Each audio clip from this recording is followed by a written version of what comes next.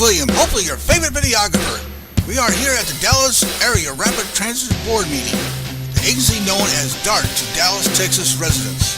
As a service to the Dallas community, we plan to cover DART board meetings from gavel to gavel. Public comments are required to keep DART board aware of issues close to the ridership that they may not get through other resources. Good evening. It is now 6:34, and we are calling into session the Board of Directors meeting for Dallas Area Rapid Transit. The first item on the agenda is the approval of the minutes. Do I hear a motion? So moved. Ms. Krause moves, and second? Okay. Mr. Kelly, second.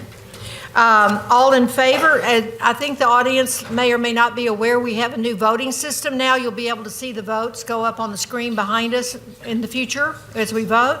And so would everyone please vote on the approval of the minutes now? Everybody voted? Okay. It's unanimous. The minutes have been approved. Our first vote on our new voting system. Okay. We will move to the second agenda item, and that will be the CAC report for their meeting on December 14th, 2017, and January 18th, 2018 meetings. And Ms. Scheck is going to do the report tonight. Thank you. Thank you. During our December 2017 meeting, the CAC held its annual Christmas party in the atrium here at DART headquarters. We were honored to have present Dallas DART board members Michelle Wong Krause and Gary Slagle, and were delighted to be entertained by a choral group that included a past DART board chairperson, Billy Ratliff. A good time was had by all. We especially enjoyed the opportunity to have a non-working social relationship with each other and to become better acquainted with new committee members. Our January meeting included the election of officers for 2018. We elected members included myself, Kay Schecht, for chair, Chris Walker for secretary, and newly elected Charles Gillette for vice chair. The election was followed by a brainstorming session to outline what we consider to be priorities for 2018 and future agenda topics to be explored with guest speakers. The topics in order of highest priority are, and the first place was tied for ridership improvement and for collaboration and support. Second place was safety and security. Third was updates. Fourth was fares and subsidies. Fifth was transportation outside the DART area. CAC procedures. Seventh was driver engagement, and eighth was succession. I do have topics or subtopics for each of those categories, and I've attached them to the documents that are in your packet. Under old business, November 2017 meeting minutes were approved. In new business, Charles Gillette and Dave Brady agreed to provide the committee with a report on the DART board retreat. In addition, it was decided that individual members, if they so choose, will attend the North Dallas Cotton Belt meeting when its schedule is finalized to obtain additional public opinion on that particular subject. Our next meeting on February 15th will include a tour on an electric bus, and we're looking forward to that as an adventure into the future. Thank you once again for allowing us to share our report with you. We are aware that your schedules are tight, but whenever you can spend some spare time, we would enjoy having you attend our meetings. We look forward to a productive new year in transportation. You're welcome. Congratulations on your election. Thank you. Our next agenda item is the PAG report and the most valuable driver recognition. Who is going to present that?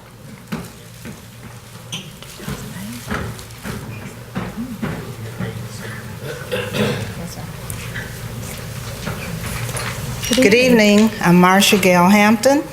I am giving the PAG report. The meeting was held on Friday, January 19th at 10 a.m. We had a chance to view a new bus that we're going to have in place. It was very roomy, very clean, had a lot of, to me, it looked to have a lot more room for disabled riders. So I was real happy to see that. It was a very nice bus. We had 4 operators, Opal Kidd for the fourth quarter of 2017, van operator, Mr. Cedric Keoka, who was operator of the quarter for 2017, fourth quarter, for the taxi. Ms. Rashina Christian, operator of the year, most valuable operator of the year 2017 for the van, and Ms. Wilma Henson, most valuable operator of the year for taxi of 2017. These operators were given in the meeting a lot of praise, a lot of applause, well-deserved, of course, and plaques. They will be presented to you following my report. Mr. Tom McCormick discussed, he is now manager of scheduling and dispatch, and he discussed how they're streamlining for group pickups and fine-tuning that so that they don't have so many vehicles on the road, so they're doing real good with the group pickups. Paratransit discussed that they're offering training through Travel Ambassador Program, and they're looking for a contractor to provide new technology and services, and it seemed that new technology was the main key there and services, and that's to be in place for October of 2019. Thank you very much. Yes, ma'am. Appreciate it. Mr. Douglas? Good evening. We have 4 Most Valuable Operator Awards, 2 for the first quarter of this fiscal year and then 2 for the year of 2017. The first is Cedric Keoka. Cedric has been driving for Irving Holdings Paratransit for 4 years, but he has made an impressive mark during that time. He always looks professional, is very professional in the way he treats people. His 2014 taxi has more than 282,000 miles on it, and it's always clean, vacuum, and has a light scent of a full 409 cleaning solution. Yeah. Most days he's on the road for 10 hours, and sometimes when help is needed, he will stay longer. He works Monday through Saturday and off on Sunday to attend worship. He achieved a 96.8% on-time performance in 2017 and has not had a chargeable accident. He is always available to accept additional trips if there's slack time and will call into dispatch to let them know, "I've got nothing to do. Do you have anything for me?" Cedric is the eldest son and the first member of his family to come to the United States. He is heavily committed to his family, church, and community. He has been happily married since 2015, has a 6-year-old daughter, and in his interview, he stated that he finds his career fulfilling not only for his family, but for his community. He feels like he's making a difference in his passengers' lives. Cedric will receive a plaque, a lapel pin, and a check from DART in the amount of $200, which will be matched by Irving Holdings.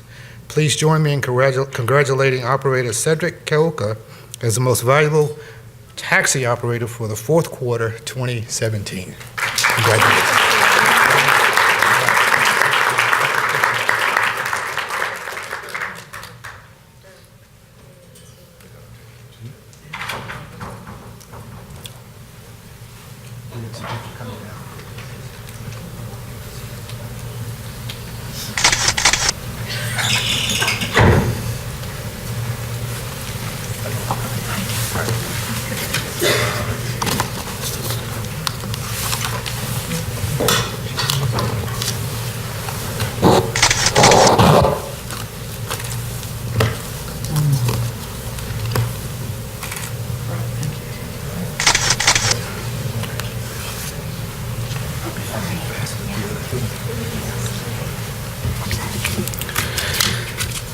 The next PAC Most Valuable Operator for the quarter 2017 is Opal Kidd. Opal Kidd has served the DART paratransit community since August of 2009. Opal has assisted with the Harvey Hurricane Shuttle, working with children from Houston who were displaced as a result of the hurricane, and is currently supporting the new GoLink shuttle service in Plano. Opal has excellent customer service skills and is a model operator for the DART Paratransit program. She has no unexcused absences, no preventable accidents, and no complaints. She has lived in Dallas all of her life, is a parent to 3 children and 4 grandchildren. Her grandson graduated from Grandview High School last year and attends college in California on a full football scholarship. Opal is also a foster mother of 8 children, ranging in age from 7 months to 15 years of age. She believes the only way to do great work is to love what you do. She was a mortgage loan officer for 10-plus years, but felt she was missing something. And in 2007, she received her CDL and switched to driving and has not looked back. Opal is receiving a plaque, a lapel pin, and a check from DART for $200, which will be matched by MV Transportation. Please join me in congratulating Opal Kidd as the most valuable operator for the fourth quarter 2017.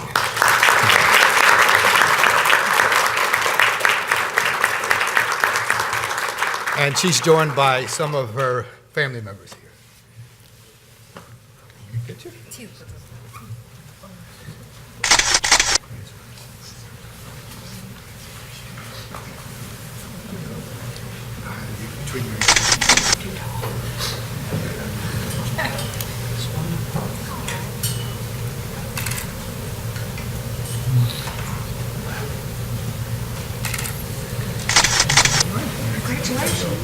Congratulations. Now we're going to be recognizing PAG Most Valuable Operator for the year 2017. This is for the whole year of 2017. The first operator is Rashina Christian. Rashina has served the DART Paratransit community since February 25th, 2008. She has provided 9 years of the highest quality service for the DART Paratransit community, and she loves her customers and the work she performs daily. Rashina serves as a behind-the-wheel trainer. She recently became a CDL driver and assisted in the Collin County pilot program. In addition, she assisted with the Harvey Hurricane Shuttle and is currently supporting the GoLink shuttle service in Plano. In her own words, "I believe in quality customer service. I'm passionate and very dedicated to the job that I love. Helping people that need assistance has always been my passion." She studied sociology and nursing in the past, but has come to realize that driving is her destiny. Rashina has no unexcused absences, no preventable accidents, and no complaints. She was raised in Dallas and graduated from Kimball High School. She is a single parent of 3 children, ages 15, 13, and 8.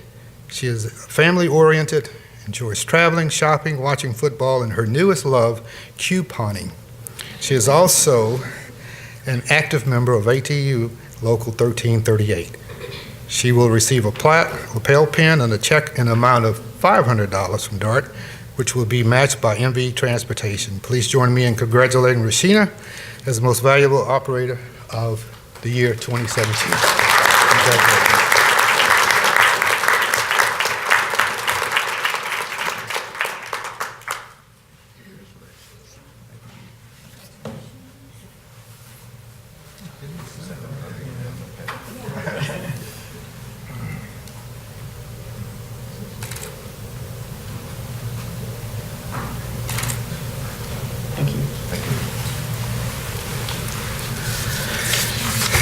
And our last presentation tonight in recognition is PAG Most Valuable Driver for the Taxi Operator of the Year. Her name is Wilmer Henson. Always a pleasant and friendly personality, Wilmer has earned the reputation of being one of our favorites.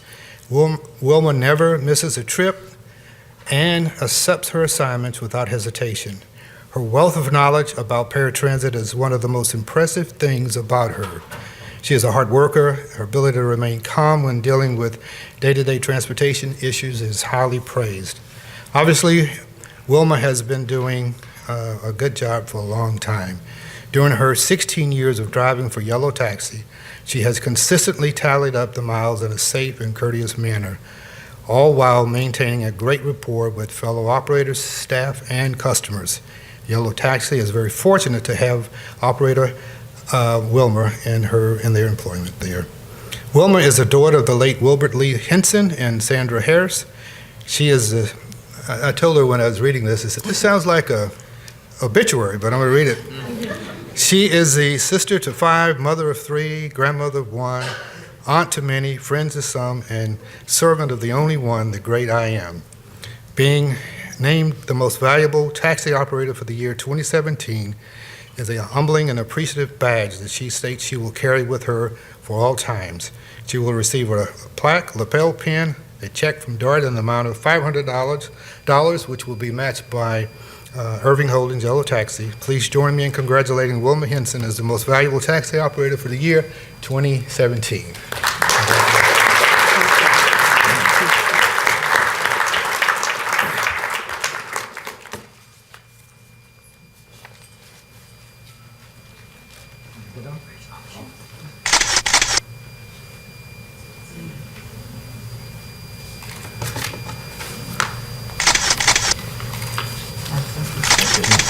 That concludes our presentation. Thank you very much.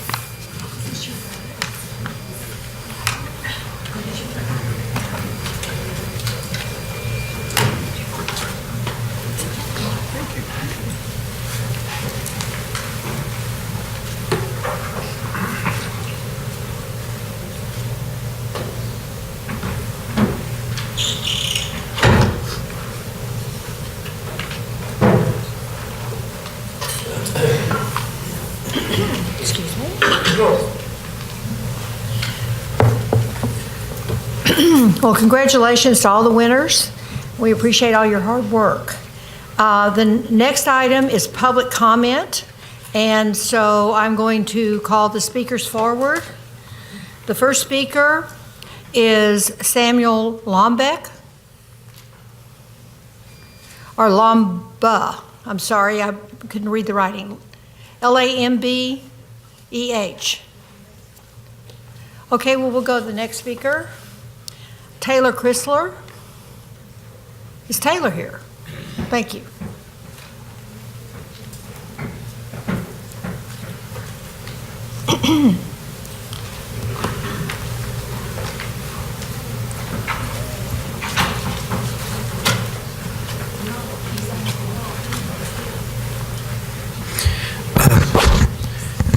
Hello, board. I would just again like to say thank you for getting rid of the 140% increases in the fare restructure. And I would again like to urge you to please oppose the 20% fare increases. Thank you very much. Thank you. Next speaker is Darren Silliman.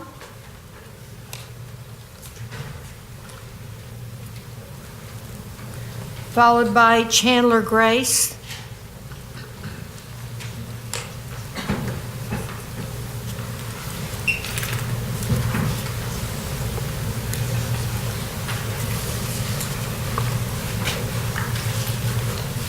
Hi, thank you. I would just like to voice my opposition to the 20% fare increase and urge you to not go through with that, as I know a lot of people in my community would be affected.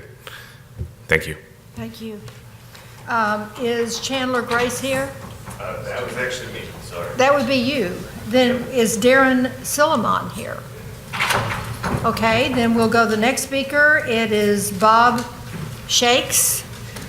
Sheeks. I beg your pardon, Mr. Sheeks. Followed by Josh Crabtree.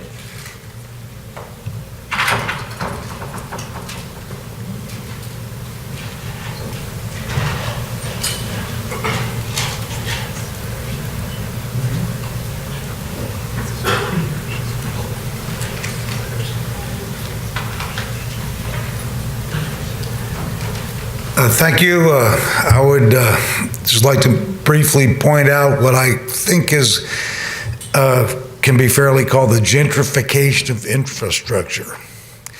with all these new tolled highways. If you got money, you can drive on the fancy lanes. If you don't have money, you're stuck in traffic.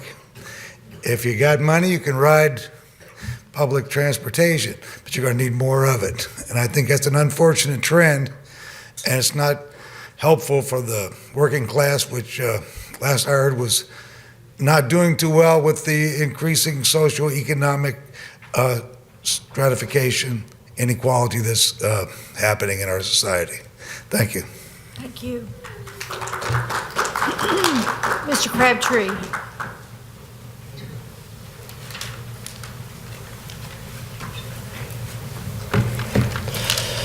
Hello, community and members of the board. My name is Josh Crabtree, and this is the 5th board meeting that I've attended since moving to Dallas last summer. Until now, I've sat back and towards the back of the room and listened. However, tonight I felt compelled to speak. I want to acknowledge the board for creating an open forum for the public to ask questions and share their ideas and concerns. If there's anything that I've learned from attending these meetings, it's that the community wants DART to work. For DART to work, however, we must be honest with ourselves. I'd like to read DART's mission statement because it defines how it should operate. Quote, "The mission of the Dallas Area Rapid Transit is to build, establish, and operate a safe and efficient transportation system that within the DART service area provides mobility, improves the quality of life, and stimulates economic development through the implementation of the DART service plan as adopted by the voters on August 13th, 1983, and as amended from time to time." Finish quote. This is out on your public website. I'm not stealing this from anywhere. It's something you readily publish and make available. So after reading this, I'd like to ask you a few questions. Question number one. How will the increased fare help provide mobility amongst your ridership? Question number two. Multiple operators reported physical abuse during their shift and reported that they were penalized when calling the DART police for help. How does this establish and operate a safe and effective transportation system? Question number three. Several individuals with disabilities have expressed having to walk a long distance because their bus does not drop them off close enough to the entrance. How does this improve their quality of life? And excuse me, last question. At the last meeting I attended a couple of weeks ago in January, one person mentioned not receiving a ticket before boarding a train because the ticket machine was broken. He then boarded the train and was hassled by transit police because he didn't have a ticket. Is this a benchmark for an efficient and effective transportation system? I know these questions are critical, but as I mentioned before, we have to be honest with ourselves. Public transportation must serve the needs of the public. And lastly, as you can see, I'm wearing a Fair shirt, so I think you can probably guess where I stand on that issue. But just so you know, not only now, but going forward, I will stand in solidarity with the people that are affected by the policies that you implement, not only today, but going forward as well. So thank you. Thank you, Mr. Crabtree. The next speaker is Nathan Novi, followed by Destin Germany.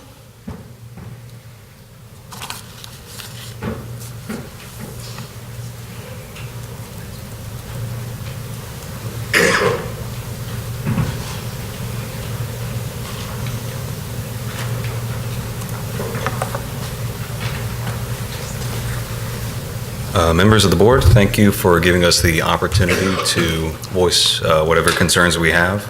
Even though I don't have a shirt, I stand with the North Texas Transit Riders, and I firmly oppose any fare hike of any measure.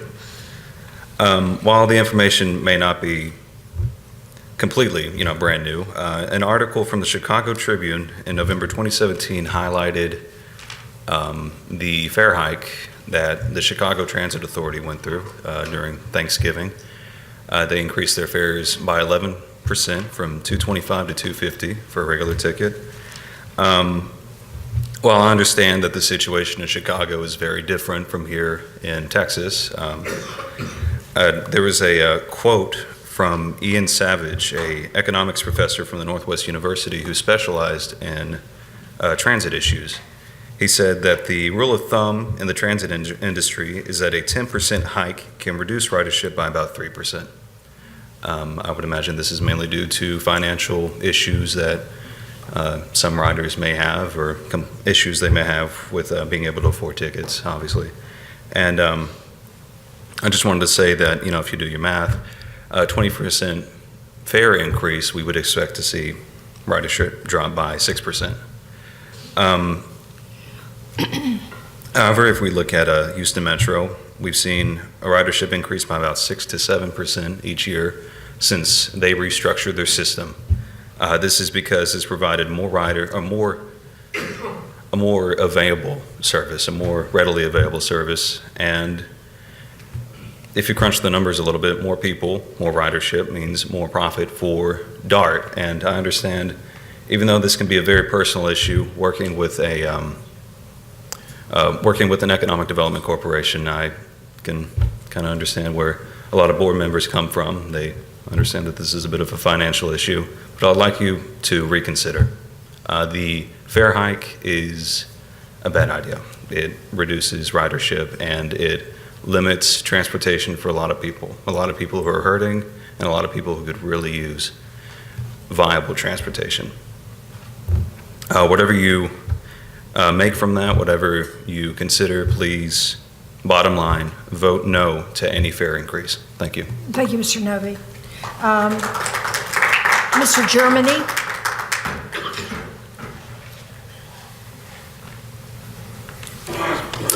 Hello, board.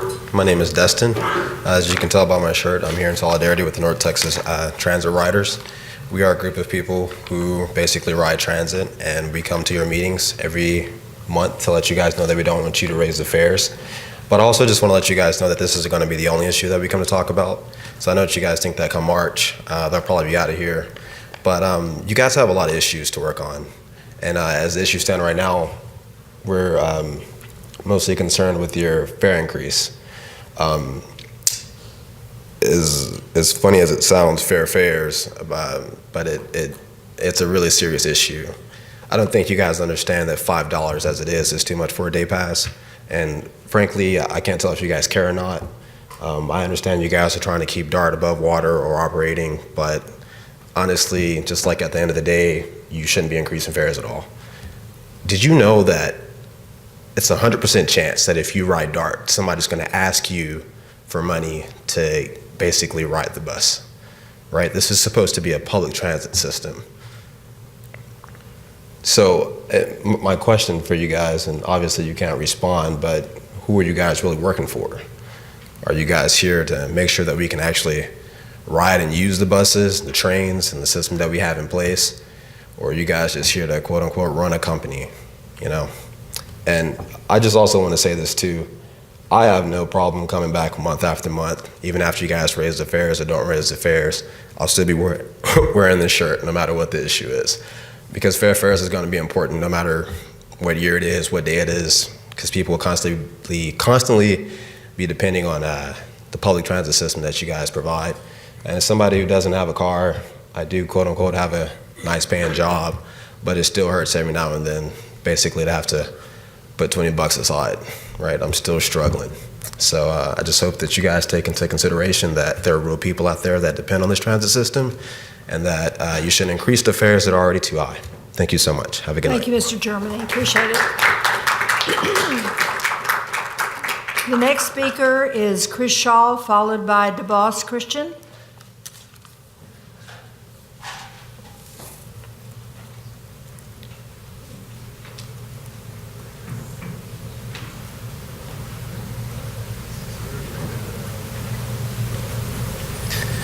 Hello, thank you very much for the opportunity for this open conversation that we're having.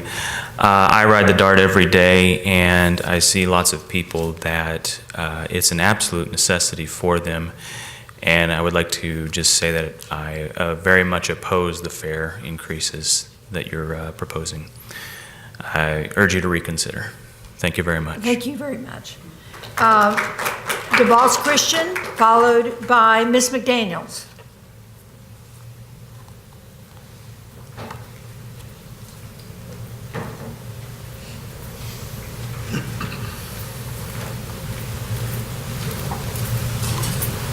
Hello, how you doing? I want to talk about two different things. First and foremost, I want to acknowledge Gary Thomas, and I want to acknowledge Ms. Carolyn Watts. You provided a blessing in service when you provided the things that you provided for the Women's Caucus. To you, Gary Thomas, ATU, want to say thank you. Carolyn Watts, it was a women's caucus. It was over 200 women throughout the United States and in Canada. Mr. Day has brought to my attention that so many women from that conference got a chance to hear this young lady speak. And the message that she gave was, believe in yourself, which was consistent of women. She told a story consistent of herself. And the women there at that conference really appreciated it, very uplifting, very promising. To her, I want to acknowledge. I wish I can see that video Mr. Day has brought to my attention. It was very uplifting to the women. And it's strange because I saw on TV the other day where they were also talking about women of empower. And yet she spoke about this a few months prior. The second issue, MV. I'm hearing you talking about contracted services. And the thing that I want to implement with you is don't.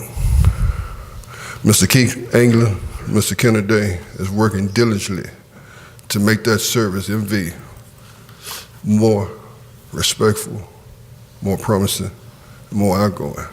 I heard you acknowledge the people that are here today from MV. There was an individual with a man where someone lost $1,000. MV took it upon themselves to turn it in and make sure they got it. But there was another interesting story that went along with that. There was a young lady that was riding a bus. A driver looked through a rearview mirror and realized the young lady went unconscious. Later, they couldn't get her conscious, so they made a way for her to get to the hospital. Less than a week later, the lady died. The lady and her family reached out to me and said, tell MV, thank you. They took on the responsibility. See the main thing that's so positive about MV and employees of MV is they actually care about the people that they pick up. And the people that they pick up are so precious to us because they're disabilities. They are disabilities. And when you provide a service consistent of disability, and when you got the employees of MV that are reaching out, that are doing everything to take care of them people, we're asking you, don't bring in another contract service to where we got to go in and rebuttal the things that they're trying to do to where they're trying to save money. I'm asking you, take in consideration of what we already have. Take in consideration of the employees of MV and take in consideration of yourself. Because if your family member riding that bus, you want the highly most respectful person to take them from point A to point B. Thank you. Thank you, Mr. Christian. Is Ms. McDaniels down here?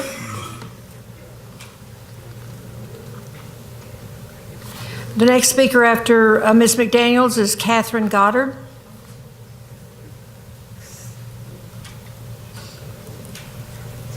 Oh, it's Happy New Year.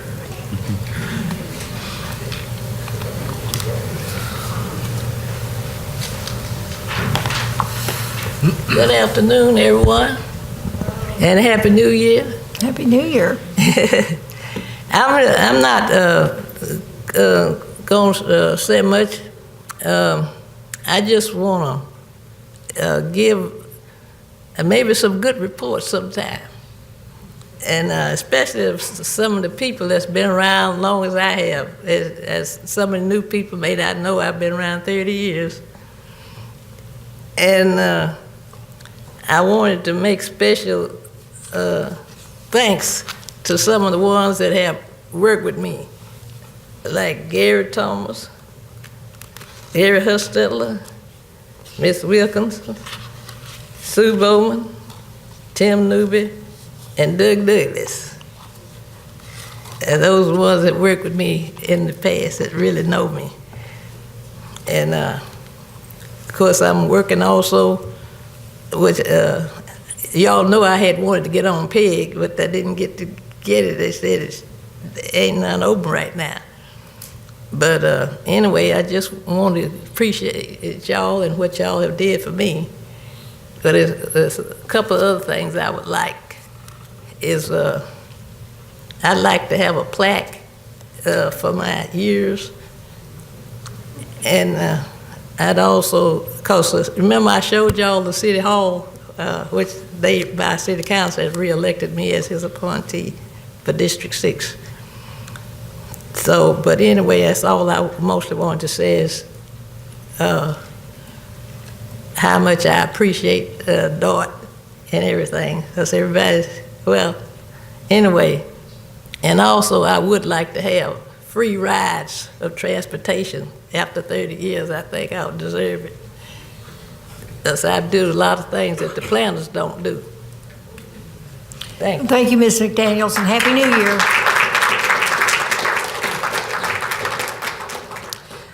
Catherine Goddard, followed by James Harris.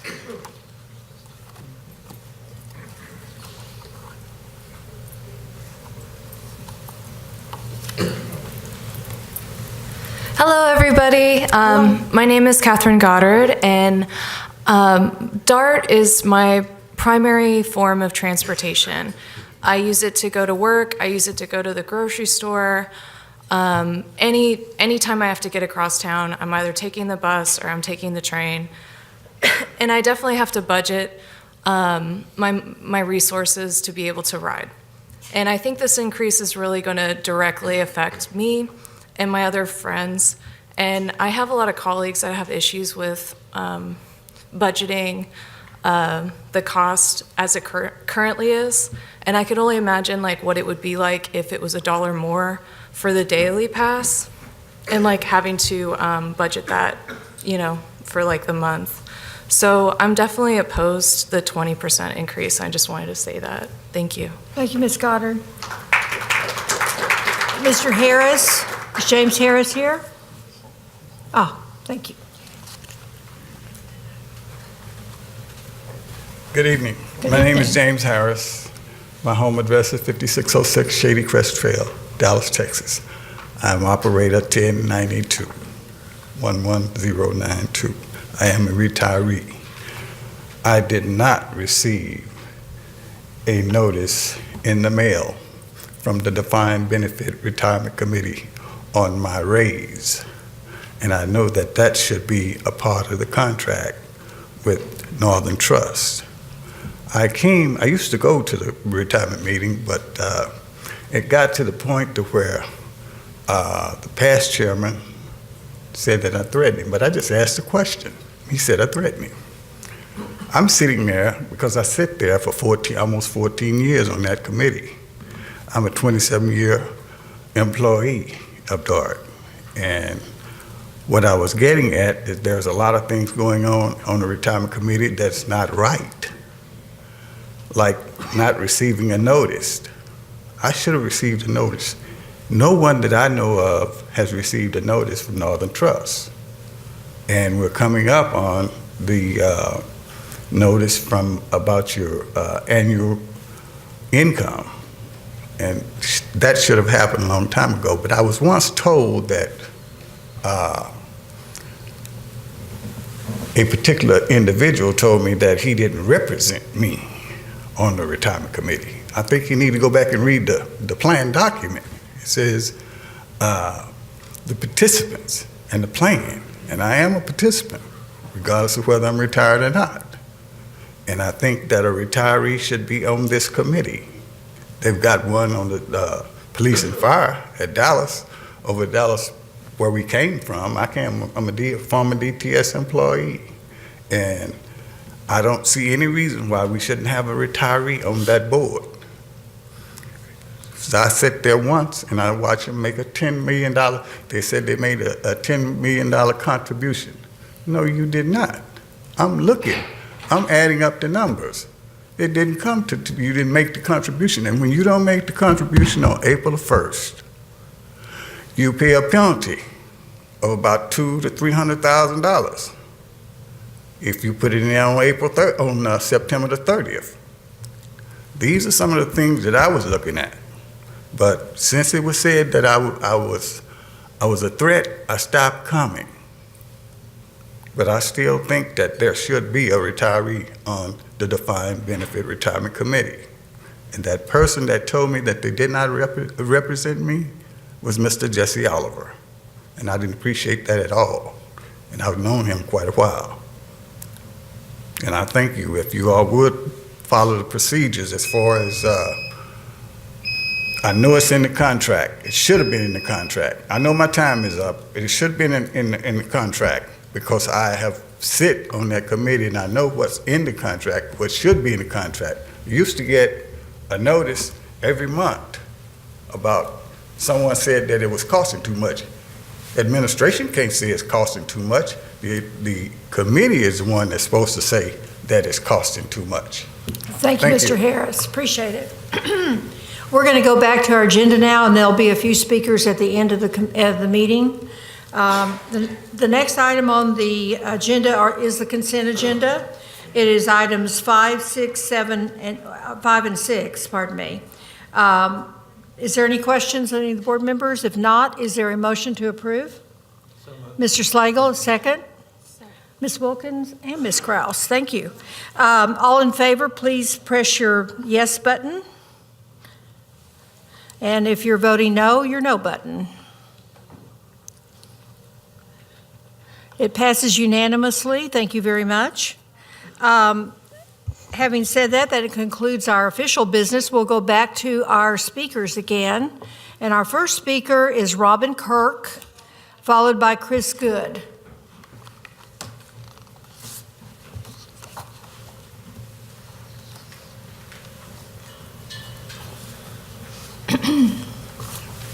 Hello, I'm back. I was going to give you a break, but I just wanted to address something once I got the report of today's meetings, which, first of all, again, thank you so much. I said this last time for really kind of taking a lot of responsibility for the different aspects of this fair restructure.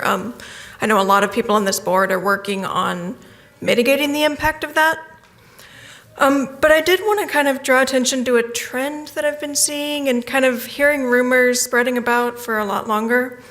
And that is the idea that the suburbs and the city of Dallas have extremely divergent needs. So to start addressing that, I just want to read you kind of a summary from a report. There's actually from TriMet, which is the transit provider in Portland, Oregon. It says TriMet has seen a recent loss in ridership for a lot of different reasons, including a fare hike that they did.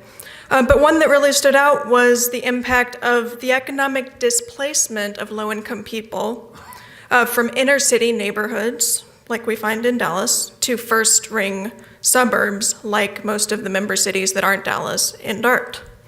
The low-income earners use transit frequently before they moved to areas with a lot less transit, and high-income earners took their place in the center of the city. They use transit less frequently, even though they live in some of the region's most transit-rich neighborhoods.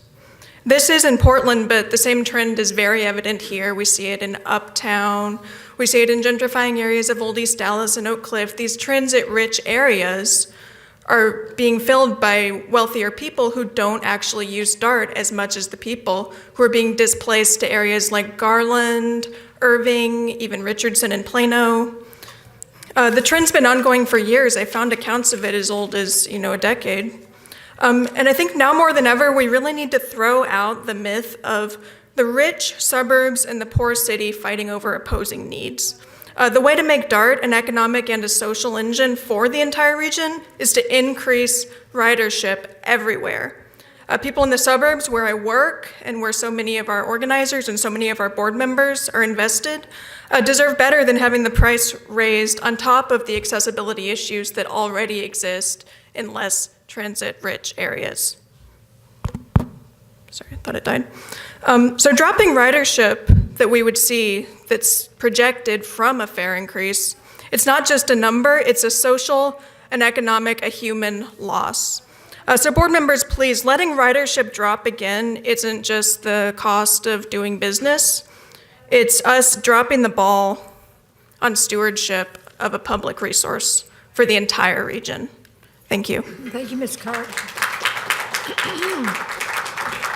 Chris Good, followed by Joel, and I apologize, I'm having trouble reading your name, Constable? It's Constantine. Thank you. Well, it's all right. My name is Chris Good. I'm from Euless. I'm here in solidarity with our friends at the North Texas Transit Riders, and more importantly, the working poor people who use public transportation every day. They are too busy working multiple jobs and taking care of their families to come here to beg and plead from y'all to please not increase the fare hikes. We do appreciate the concessions that have been made in the fare hikes so far. I know a couple of the concessions have been voted down. We ask that you vote against any further fare hikes. So thank you. Thank you, Mr. Good. Our next speaker, Constantine. Can you read this?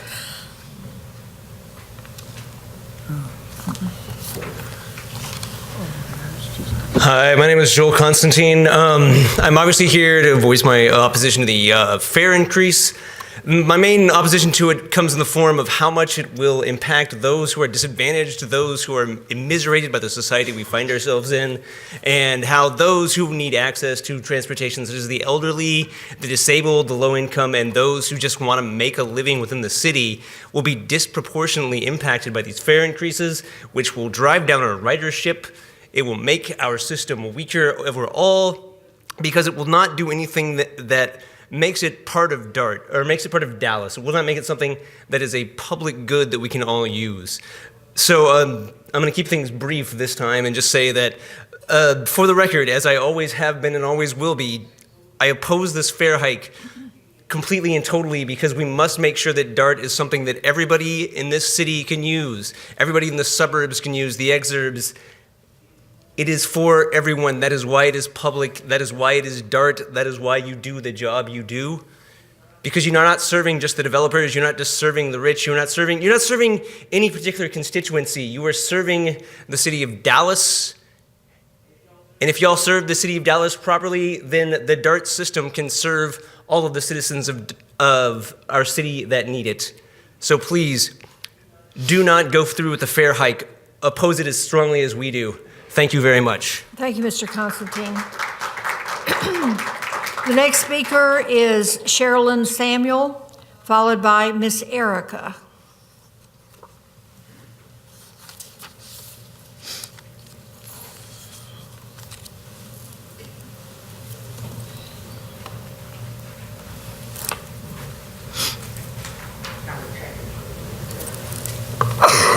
Pardon me?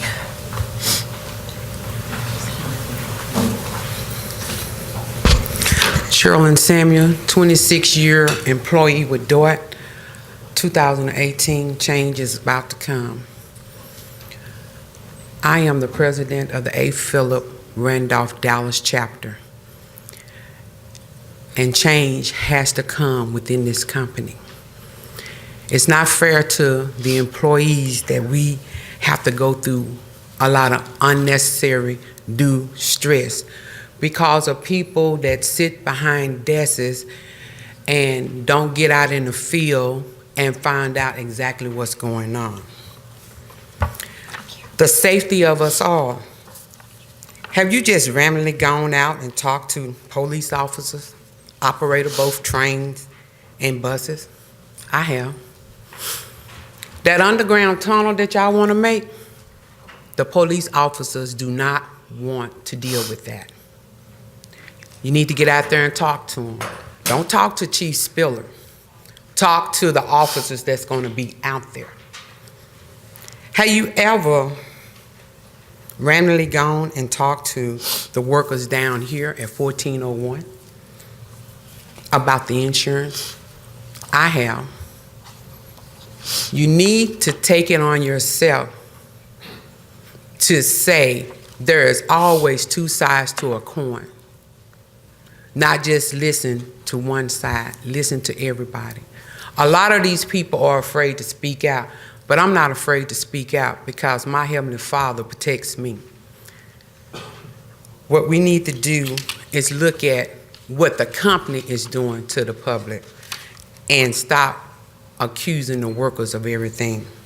On the second page that I gave you, that is the sheet that I receive when I clock in the mornings.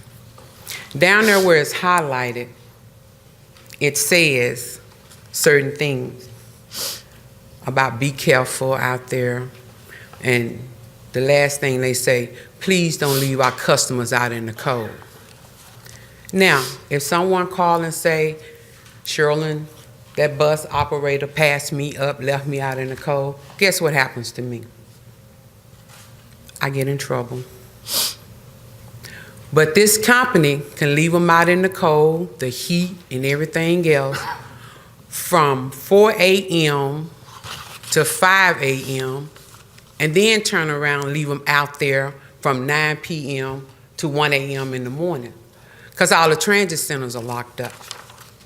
So before you all make your decision about the fare hike and all of these things, there's a lot of things that you all need to look at to make a even, fair judgment.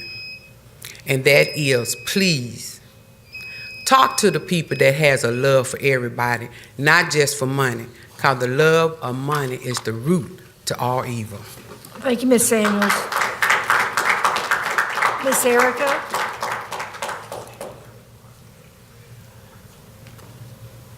Hello, everybody. Board members. Y'all too. My name is Miss Erica. I'm an advocate for peace.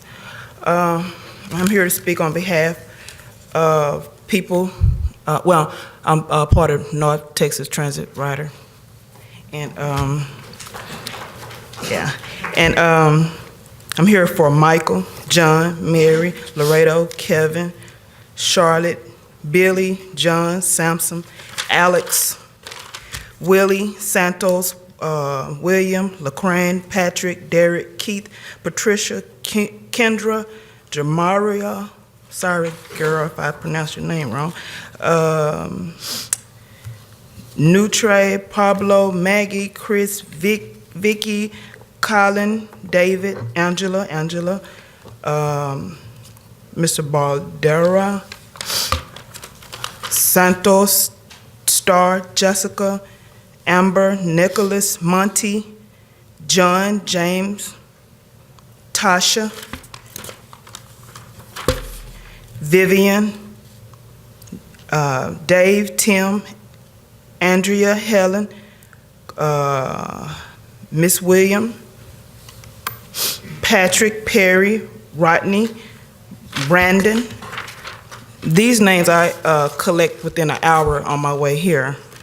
And I was telling them I was heading here about the fare hike, and they're against the fare hike. And while I was on the bus, I see a sign on the bus that say this. I always, before I even found out by y'all was raising the fare, I always seen this sign, and I'm gonna read it back to y'all. And it's on the dark, the TV monitoring thing. It say, what's big and yellow and can save you money? Then another thing flashed up and it said, I wish I can save money commuting. And then it showed Dallas, and then it showed a man loving Dallas and said he loved the changes of Dallas. And then another screen flashes and say, riding with DART, you would save about $9,500 a year. So, with that said, y'all, please do not raise the fare because y'all gonna use a whole lot of that money reposting it, advertising, changing things, because on the post, y'all have that saying, y'all telling everyone on the train and the bus that you will save money, that y'all about saving money. This is from y'all, I believe. So I don't believe that y'all gonna put some information on dart and say that you want to save money. But yeah, thank y'all so much. Thank you, Ms. Erica. That concludes our public speakers. We are now going to actually adjourn the meeting. The meeting adjourned at 7:29 p.m. Thank you for coming. Appreciate it. Ms. William, hopefully your favorite videographer. We love comments. If you don't like the way Dart is handling things, lay it out for everyone to see. If you like or hate this video, tell us. If you'd like to see more videos like this one, tell us. We even love it when you call. Better yet, like or follow us on Facebook or subscribe to us on YouTube and get instant notices of all our videos the moment they are posted.